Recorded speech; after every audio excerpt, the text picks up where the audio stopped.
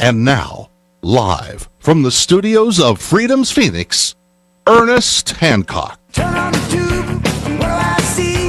A whole lot of people crying, don't blame me. They point the crooked little fingers, everybody else. Spend all the time feeling sorry for themselves. Victim of this, victim of that. Your mama's too thin and your daddy too fat. Get over it. Get over it.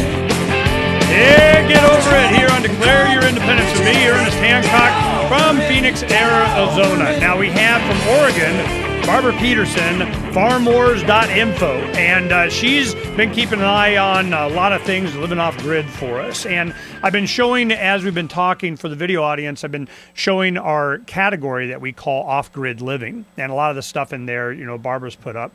And there's a lot of things that, you know, one of the things that I was looking at it had a lot of great entries, you know, on how to sustain yourself and what you should have as stockpiles of various things and so on. But there was one article in there that said, is free thinking a mental illness? Well, you know, a lot of people that are doing the kind of things that we're doing or talking about or getting self-sufficient, they got an illness for that. Is nonconformity and free thinking a mental illness? According to the newest edition of the DSM-4 Diagnostic and Statistical Manual of Mental Disorders, it certainly is. The manual identifies a new mental illness called oppositional defiant disorder, or ODD. We're all ODD. We're oppositional defiant disorder, defined as an ongoing pattern of disobedient, hostile, and defiant behavior. Symptoms include questioning authority, negativity, defiance, argumentativeness, and being easily annoyed. Man, they make it easy for me to get annoyed. When did you start becoming annoyed, Barbara? I mean, you know, you move up there, you get your land. How is it that you started doing your radio program and your website? What prompted that? Well, I started digging around and finding out that things weren't as it seemed. And one thought that ran through my mind was, what if everything you have been told is a lie and nothing is as it seems? And I decided to pursue that. And the more I dug, the madder I got. So not being one to keep my mouth shut, I started getting on the web and writing and digging more and more and more because I wanted to find out who's behind all this stuff. Why? You know, I thought we were the land of the free, the home of the brave. Well, excuse me, but that's the lie called the American dream. And you got it, like George Carlin said, you got to be asleep to believe it. And once you start opening your eyes and looking around and seeing past the television propaganda, I shut my television off a long time ago. I can't stand it. I go on and all I want to do is throw up when I see one of those talking heads spouting pure garbage that I know is false. And all you have to do is do a little bit of investigation to find out it's false. What they're saying. People are not, I wish more people would have, ODD, because that is pronounced critical thinking. Oh, you know how it's pronounced? Odd. Which is odd now. They're not teaching anybody how to think critically, how to go through and find out, sift the grain from the chaff. You have to know how to do that because you are bombarded with so many lies. And you know, one of the biggest lies is that the states have no power. Okay? And the states have the power, but what they do is they give it away for bribes. In other words, if this S510 goes through, they still have to contract with the states in order to get it through. That's exactly what the World Trade Organization has to do in order to get Codex through. Everything has to be under contract. Okay, so they make up a business deal. They're all corporations. They make up a business deal, and they contract. So the federal government, because they do not have, Congress does not have the power over agriculture. It's not in their enumerated powers. Okay, they can't do it. So what do they have to do? They have to contract with the states to get them to implement this stuff. So if the governors say no and don't accept the bribe money, then it dies right there at the state line. But nobody's telling you that.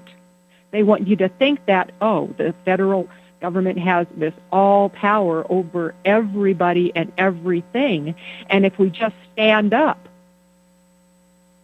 we can do it. We got to pound our governors. Nothing's going to happen if you pound these, excuse my language, but whores and prostitutes in Congress, because that's exactly what they are. They'll do anything and say anything for a bribe. You know, it's become clear to me that our elected representatives, they don't care what we say. They don't care what we do. They don't care even if they know we're right. You know, it's they're just trying to survive the next town hall meeting or election or whatever the heck they got to go with. And the senators, you know, we just had John McCain elected again here in Arizona for another 6 years. And it's just amazing to me how they're able to avoid even discussing these. Well, it's the media. You know, I'll give you an example.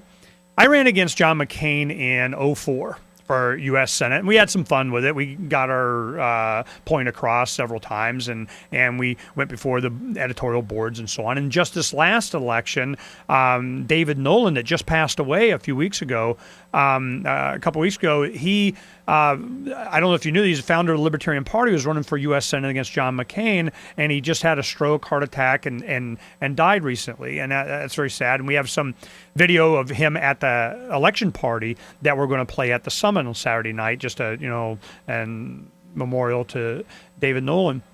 And during those 12 years that, you know, represent these two elections, I know that he had not addressed anything that, and statewide debate David had with him. I, you know, appearing before various functions and editorial boards. And I remember the Arizona Republic editorial board asking me this question. It was me, the Democrat, and Republican John McCain. And they said, well, what do you think of John? They were trying to get some controversy going or something. And I go, you know what? I go, John, you know, you the man. You the freaking man. We're at war with, you know, two countries. We have the economy's going to do this, and this, and you're the man because you haven't had to address any of this with the electorate. You haven't had to, you know, go and talk to anybody about it or answer any of these inquiries or questions or bring up any of these issues. I go, you the man. Then I turned to the editorial board, and there was like 30 people, and everybody wanted to come see this show. And I go, but you guys suck.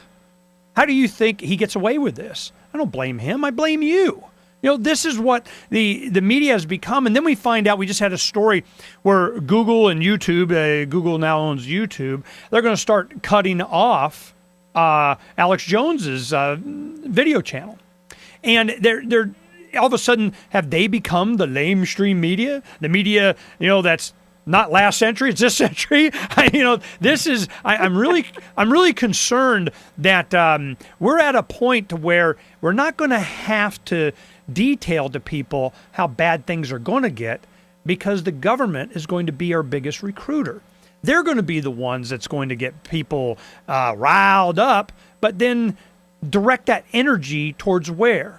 Well, they're not going to offer any real solutions. And I'll tell you this, Barbara, you may remember, you know, the Ross Perot phenomenon in the early 90s. And then, of course, the Ron Paul revolution, last election cycle, presidential cycle. And you have the media will do whatever they can to avoid these kinds of grassroots uprisings. But they'll come up, man, they cannot give enough ink or airtime to someone like Sarah Palin. And whoever it is that the media comes out saying, this is the savior, this is it. This person right here, this is who's going to save you. Right? We're all saved. Whoever they say it is, it ain't them, okay? If they're beating the bushes and, you know, all the flashy lights and everything saying this is the person, well, that is not the person. You know, what's the future hold? How are we going to survive this thing? Well, that's a good question for Barbara. You know, she has the ability. We'll see how she's going to weather this thing when we come back here with Barbara Peterson from Farmwars.info in just a little bit.